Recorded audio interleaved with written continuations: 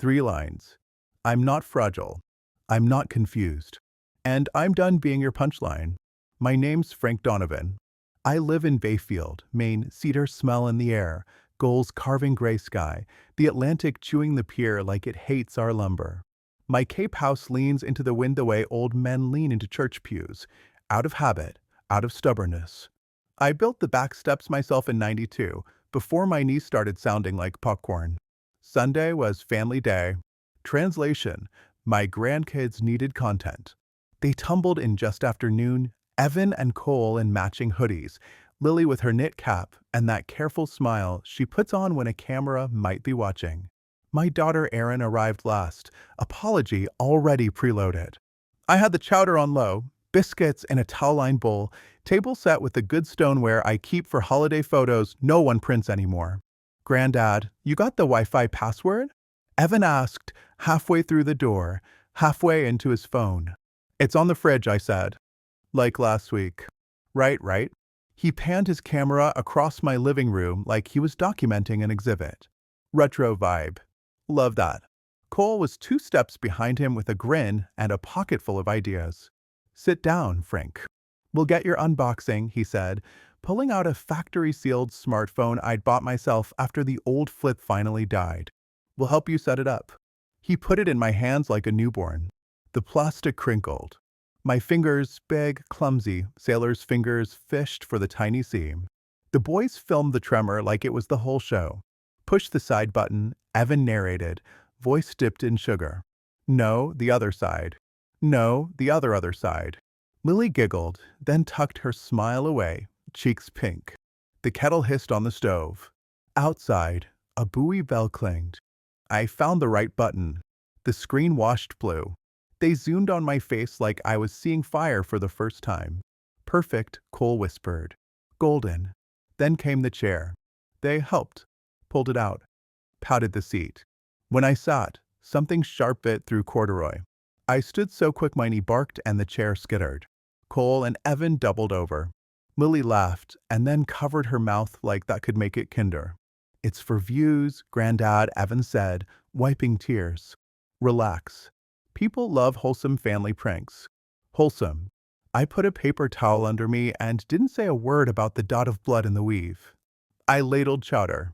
I passed biscuits. They barely tasted the food they'd been raised on. Their mother scrolled headlines.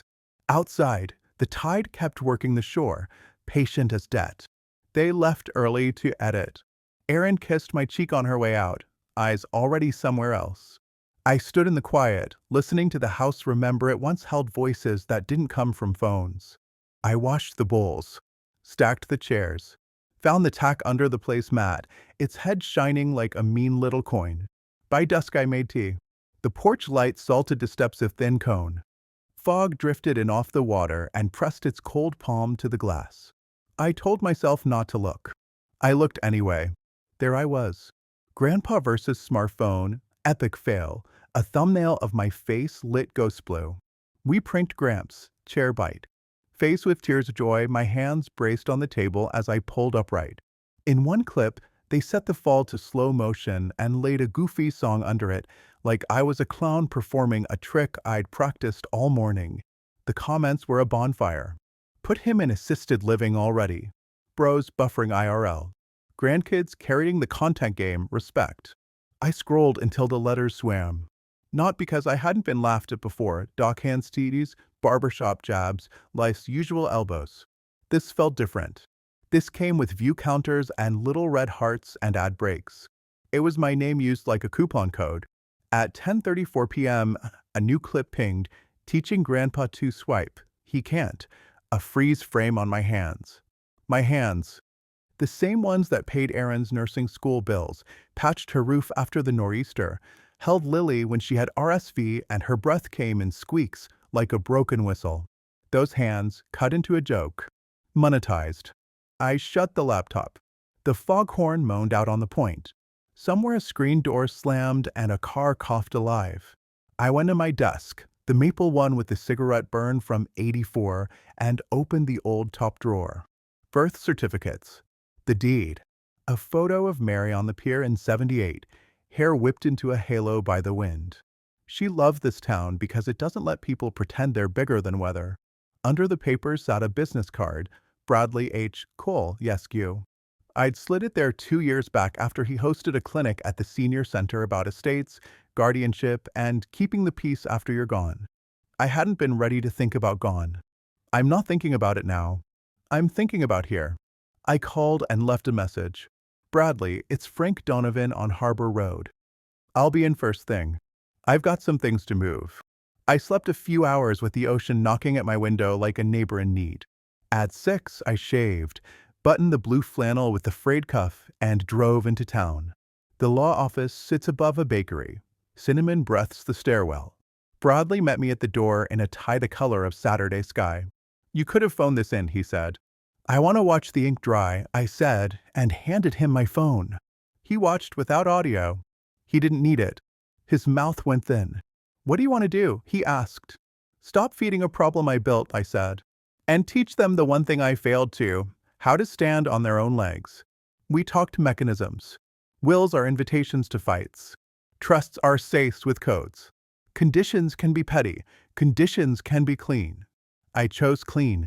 1 year working full-time for a qualifying charitable organization, shelter, food bank, hospice, no access to family funds, no bridge loans, no errands Venmo.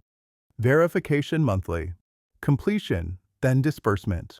Fail, and the remainder flows to the Bayfield Relief Fund Mary used to volunteer for on Tuesdays. Enforceability. I asked, if we fund it now and make you trustee with a successor named? Rock solid, Bradley said. They can challenge a will. They can't pry open what you already moved. Then move it, I said. House, boat, accounts. Every stick and dollar. He studied my face like doctors do. Once we do this, walking it back is I've been walking it back my whole life, I said. Look where it got us. We signed. He stamped. Paper made that dry seagrass whisper under my hand. The cinnamon downstairs turned to warm bread. Out the window, the fog thinned, and a thin rope of sun tried the horizon. By lunchtime I was home. The wind had perked, the bay wrinkled like a frown. I set out 4 bowls anyway. Habit is stubborn. The tack I set in the middle on a folded napkin. My line in a dot of metal. They came because they always do when they smell news. Aaron first, coat unbuttoned, mouth already set for reason. The boys next, camera lenses like extra eyes. Lily last, trying not to look at me and failing. What's this about? Aaron asked, half sit, half stand. This, I said, sliding the summaries across the table. Read them. Out loud. Evan smirked and didn't read. Cole read 3 lines and barked a laugh. Lily's eyes flicked faster, cheeks straining. You're joking, Aaron said. I'm late, I said. Jokes are cheap. This isn't. Evan tossed the papers back. You can't force us to be broke for a year. I can stop paying for you to film me falling, I said. And I did. We'll take you to court, Cole said. It's not mine to give anymore, I said. It's the trust's to release. When you finish the year. Erin softened her tone like I was skittish livestock. Dad, they're kids. They're adults, I said, and tapped the tack with my finger. It clicked like a metronome. And I'm not a prop. For a second, the wind filled the room. Then the boys talked over one another, exploitative, unfair, controlling, like foghorns in a chorus. Aaron promised I'd regret it in a voice that didn't sound like a promise so much as a habit. Lily said nothing, but when I gathered the papers, her fingers brushed my hand and held for a heartbeat. I didn't look up. I didn't move away. They left with their footage. I stood in the doorway and watched the street swallow them. The gulls tore at a paper bag in the gutter like a prize. The ocean rinsed the pier posts and went back for more. Inside, the chowder cooled and put a skin on. My phone buzzed. A new clip, when Grandpa goes full tyrant grimacing face freeze frame, me at the head of the table, tack winking like a tiny star. Good. Let them post. Let them be loud. Because in the morning, when they try a lawyer on Commercial Street who promises the moon for a consultation fee, they'll bump into the first wall I've ever built for them that doesn't crumble. And I'm not done. Tomorrow, I move the last piece they think I'll never touch. Tomorrow, I make sure the only way out is through. You'd think moving a fishing boat would be simple. It isn't.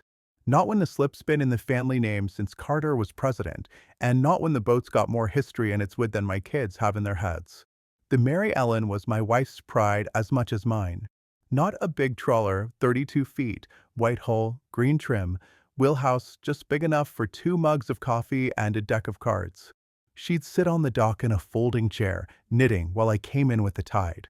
Some men kept golf clubs polished. We kept that boat ready.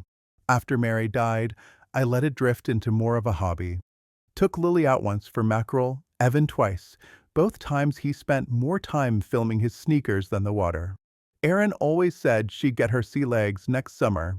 Next summer never came. Now, the boat was leverage.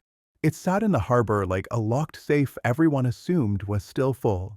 Problem was, I hadn't told them what it actually held. Tuesday morning, I called Doug Callahan, harbor master since the year I turned 50. Doug's got the voice of a man who's seen more storms than birthdays. He answered on the second ring. Frank, you selling her? Not exactly, I said. Transferring ownership. Full papers. Today. Doug whistled low. Family's gonna scream. They already are, I said. This is just a different verse. We met down at his office, salt-stained clapboard, window that rattles when the wind hits south. I'd already drawn up the bill of sale to the Bayfield Maritime Education Fund. Nonprofit.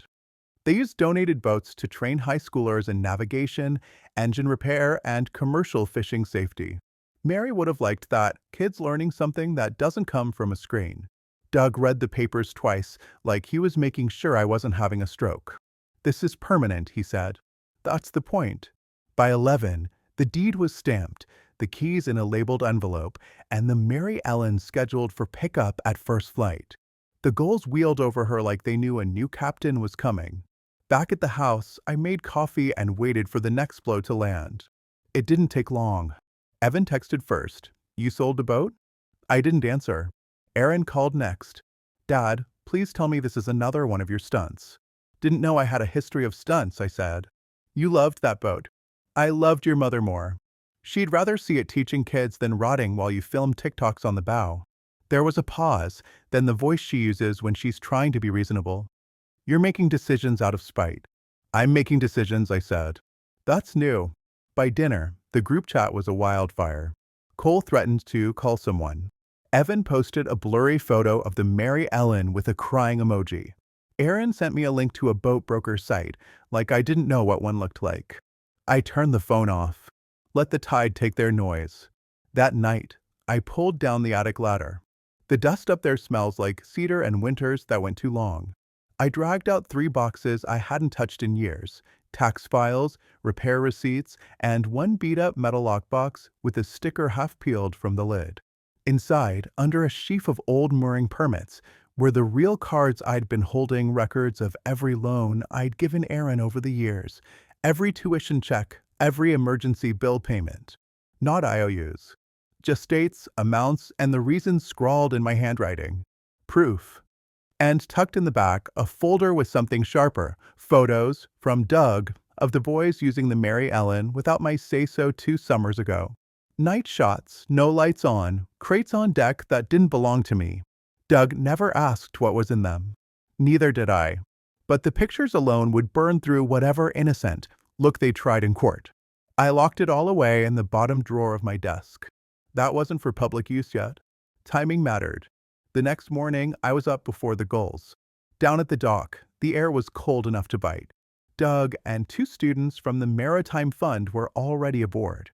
I stepped on deck one last time, ran my hand over the rail where Mary used to rest hers. The paint was rough. I liked it that way. You sure? Doug asked. I nodded. As they pulled away, the engine's thrum echoed off the pilings. I watched until the Mary Ellen was a white smudge in the fog. Gone, but not lost. By the time I got home, my voicemail was full. Erin's voice, tight as a winch cable, we're coming over. Don't leave. Good. I wanted them here. Because the next thing I was moving wasn't a boat. It was the ground under their feet. And I wanted to see their faces when they felt it shift. They came in without knocking. Of course they did. Erin first, coat half buttoned, hair frizzed from the wind. Evan and Cole right behind her, like she'd called in reinforcements. Their expressions were a cocktail of outrage and fake concern, and it almost made me laugh. I stayed seated at the kitchen table, coffee mug in hand, morning sun cutting a sharp line across the room. I didn't offer them a seat. Aaron got straight to it. "You gave the boat away." "That's not a question," I said. "You can't just," she started, but I cut her off. "I can." I did. And it's done. Evan leaned on the counter, trying for casual but twitchy in the hands. "You know what that boat was worth?" I sipped my coffee. "I do. Do you know what my patience is worth?" Silence. Just the hum of the refrigerator and the faint creak of Cole shifting his weight. Aaron went for the guilt shot. "Mom would have, don't." My voice came out sharper than I meant, but it landed. "Don't use her to prop up your argument. You didn't care about that boat until you thought it could be sold." Evan's jaw tightened. Cole finally spoke. "We could have fixed it up. Sold it for a good price. Split it fair." I put the mug down and leaned forward, elbows on the table. "Fair? You think fair is selling off the last thing in this family with a heartbeat just so you can upgrade your cars?" They shifted, avoiding my eyes now. That was good. Keep them off balance. I let the pause stretch before I said, "This isn't about the boat. It's about a pattern. And patterns have consequences." Aaron's head came up. "What does that mean?" I didn't answer. Instead, I slid open the desk drawer beside me and laid a thin folder on the table. Not the full set, just enough to make their skin prickle. Evan frowned. "What's that?" "History," I said. "Yours." "Mine. Payments I've made. Times I've bailed you out. Records of what's been borrowed and never paid back." Aaron reached for it, but I pulled it back. "Not today. You'll see it when it matters." Her voice wavered between anger and nerves. "Are you threatening us?" I smiled. "No. I'm preparing you." The room went still. I could feel the shift, the realization that maybe they'd underestimated me. That maybe the old man with the worn flannel and the steady coffee habit had teeth. Cole broke first. "Look, we didn't come here to fight. We just think you're making rash decisions." I stood. "This conversation's over. You've got plans to make, I've got work to do." "Work?" Evan asked, like the word didn't fit. "Yeah," I said, moving past them to the door. "I'm doing some remodeling. Starting with the foundation." They left in a storm of muttered complaints, the front door slamming harder than it needed to. I watched from the window as they got into the car, Aaron gesturing wildly, Evan shaking his head. They were trying to figure out what I had and what I planned to do with it. Good. Let them stew. Because the truth was, I'd only shown them the smallest corner of the truth. The real demolition hadn't even started yet. And when it did, there wouldn't be anything left for them to stand on. 3 days passed before I heard from them again. 3 days of silence so thick, I could feel it pressing at the windows. I used the time well. Early mornings at my desk, the lamp's yellow light spilling over papers I hadn't touched in years. Receipts, notarized transfers, copies of insurance policies, even grainy photographs from decades ago, each one a brick in the wall I was quietly building around them. By the fourth morning, I was in the middle of cross-referencing an old property record when my phone lit up. Not with a call, Evan had learned I didn't answer those, but with a text, "We need to talk." Urgent. I ignored it. 10 minutes later, another one from Aaron, "You've made a mistake. We can fix it, but only if we meet now." I smiled. That was fast. Too fast. Which meant they weren't just worried, they were desperate. I decided to keep them waiting. That afternoon, I took a slow walk through town. Stopped at the hardware store for a box of heavy-duty locks and brass nameplates. At the print shop, I placed an order for something I knew would sting when they finally saw it, a large, elegant, private property sign with my name in bold, black letters. By the time I got back home, a third message was waiting. "Call me before this gets ugly." Too late for that, I thought. The next day, the first crack appeared. I was in the shed, sorting tools, when I heard tires crunching up the gravel drive. I stepped outside to see a man in a dark jacket and tie climbing out of a car. Not a family friend. Not a neighbor. A lawyer. He introduced himself as representing the interests of your children and asked if I'd be willing to reconsider certain recent transfers of property. I let him talk for a full 5 minutes, nodding as though I was carefully considering his words. Then I asked him one question. Do you know what's in my will? He blinked. I'm not privy to that information. Good, I said. Neither are they. I told him to leave. He hesitated. Lawyers hate being dismissed, but I closed the shed door in his face. When his car finally pulled away, I went back inside and sat at my desk. My hands rested on the folder I'd shown Aaron and the boys. But this time I opened it, because the next move wouldn't just be about cutting them off. It would be about pulling one thread that unraveled everything they thought was secure. And I had the perfect thread in mind. It was buried in a stack of papers dated 13 years ago, something they'd long forgotten about. But I hadn't. The document was yellowed around the edges, the ink just starting to fade. A simple contract, 3 pages, a few signatures, but it was the hinge on which their entire comfort swung. 13 years ago, Evan had been in over his head with a business loan. The bank was circling, ready to seize his equipment. He'd come to me, hat in hand, promising this was the last time he'd ask for help. I'd agreed on one condition. The deed to a small but valuable piece of land would be transferred to my name until the loan was cleared. He signed without hesitation. The loan was paid, the business saved, and over the years, that land doubled, then tripled in value. They treated it like theirs, built a rental cabin on it, collected income, never once asking for the paperwork back. And now, that cabin was their safety net. Without it, their income would dry up in a month. I slipped the contract into a fresh folder and locked it in my desk. Step 1 would be reacquiring control of that property in a way they couldn't contest. Step 2, well, that would come soon enough. Late that afternoon, I drove into town and stopped by an old friend's office, Mason Clark, a real estate attorney with a reputation for finding legal levers nobody else saw. I laid the contract in front of him. He read it twice, slowly, then looked up. You realize, he said, you could take full possession tomorrow if you wanted. No court battle. No buyout. I know, I told him. I'm just deciding how much noise I want to make when I do it. Mason grinned in that slow, knowing way. You're planning something bigger than just taking the land. Much bigger. By the time I left his office, the paperwork was already in motion. The title would be transferred back to me by the end of the week. I made one small adjustment in the deed, a clause that would make it impossible for them to sell or lease without my signature. That night, I sat on my porch, the cool air carrying the scent of pine. Somewhere down the road, I could hear a dog barking.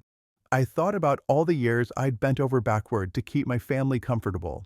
And now I thought about how much it was going to hurt when they realized I'd taken away something they didn't even know they could lose. 2 days later, it happened. Evan showed up unannounced, his car screeching into my drive, dust curling in the air behind him. He slammed the door and came stomping up the steps, a crumpled letter in his hand. What the hell is this? He barked, shoving it at me. It was the notice of title transfer. I didn't even have to read it. I'd written the language myself. You've got 5 seconds to explain yourself, he said, his face red.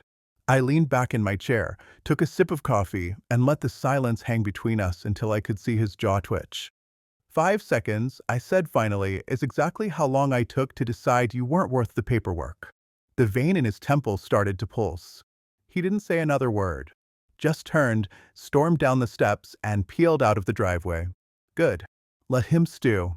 Because this was only the first piece I was taking back. And I hadn't even touched the part that would make them truly panic. By the end of the week, word had gotten around town. Small towns have a way of carrying whispers like smoke. You can't see where it starts, but you can smell it in the air. At the diner, I caught pieces of conversations that stopped when I walked in. Evan's name was on more lips than the daily specials. People were talking about the land transfer, about how maybe his finances weren't as strong as he liked to brag. Perfect. The cabin's booking calendar had been full through the season. But now, half the guests were canceling. Nobody wanted to vacation in a place tangled up in a legal dispute. I hadn't even lifted a finger to make that happen. It was just human nature, fear working faster than rumor. That gave me room for my next step, the insurance. Years ago, when they built that cabin, they put the policy under my name. It had never occurred to them to change it, probably because I'd been paying the premium as a gift. I drove down to the agent's office, signed a few forms, and switched coverage to a new, much smaller policy that didn't cover loss of rental income. 3 days later, the first storm of the season rolled in.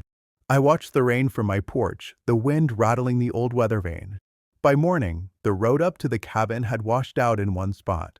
No guests could reach it without a truck, and the cancellations piled up. Evan called that afternoon. "You're destroying us," he said. "I haven't even started," I replied. The silence on the other end was thick. He was realizing I wasn't bluffing. But I wasn't done pulling threads.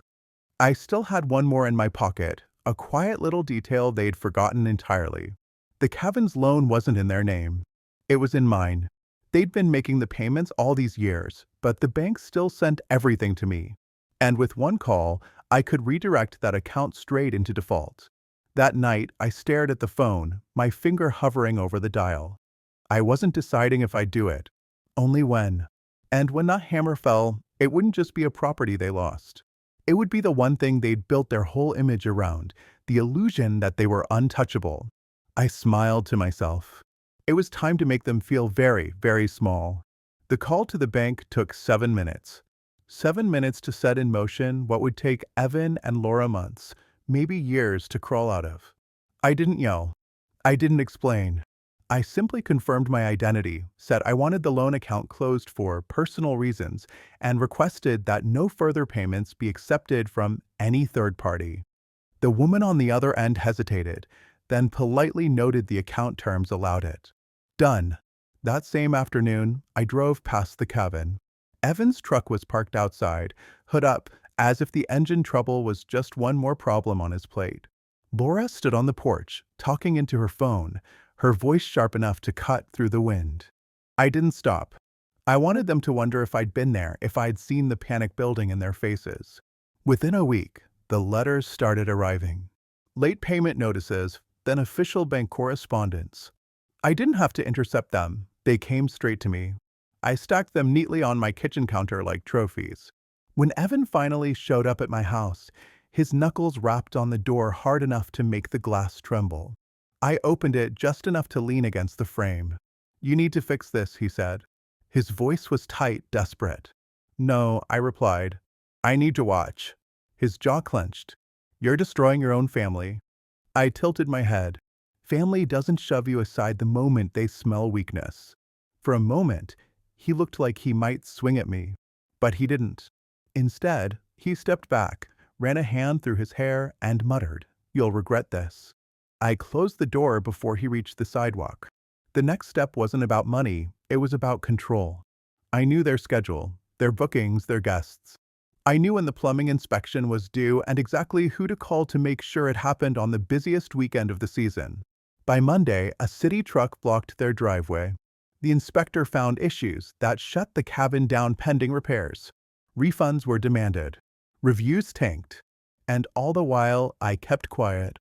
The storm I'd started was swirling tighter, faster. They thought they could weather it. But I was just getting ready to drop the real lightning. I waited until mid-October. The mountain air had that brittle chill that made every breath feel sharp, and the leaves along Pinecrest Road were fire red and gold. Perfect scenery for a funeral, though this wasn't for a person. It was for their business. The cabin went on the auction block at 10 a.m. A scattering of locals stood outside the courthouse, most just curious. I stayed in my truck across the street, sipping coffee, watching Evan pace and Laura wring her hands. They looked smaller somehow, like the weight of the past months had compressed them into something brittle and hollow. When the auctioneer started, I stepped out, hands in my pockets. I didn't bid right away. I let 2 others drive the number up just high enough. Then I raised my hand. My voice was steady, my number clear. Evan's head snapped toward me like I'd fired a gun. "You can't," he started, but the auctioneer cut him off. The gavel came down 15 minutes later. The cabin was mine. No applause, no gasps. Just a thin October wind rustling through the trees as Laura finally broke, tears, real ones, streaking her face. Evan didn't touch her. He just stared at me like he'd swallowed a stone. I didn't bother with a speech. No, I told you so, no gloating. I just walked past them, paperwork in hand, and said, "You'll need to have your things out by Friday." That night, I drove up to the coven. The place smelled like cold ash and mildew. Their life had been lived here in fragments: cheap wine glasses in the sink, a sweater tossed over the couch, a half-finished jigsaw puzzle on the table. I left it all untouched. The next morning, I called a contractor. By winter, the cabin would be gutted, rebuilt, and rented out under a new name. Their name wouldn't be on anything. Not the deed. Not the mailbox. Not even a scrap of paper. They'd taken my place in the family and tried to erase me. Now they were the ones erased, reduced to a story locals would shake their heads over at the diner. And as for me, I had my coffee, my quiet, and the knowledge that when they thought I was finished, I was only just sharpening the blade.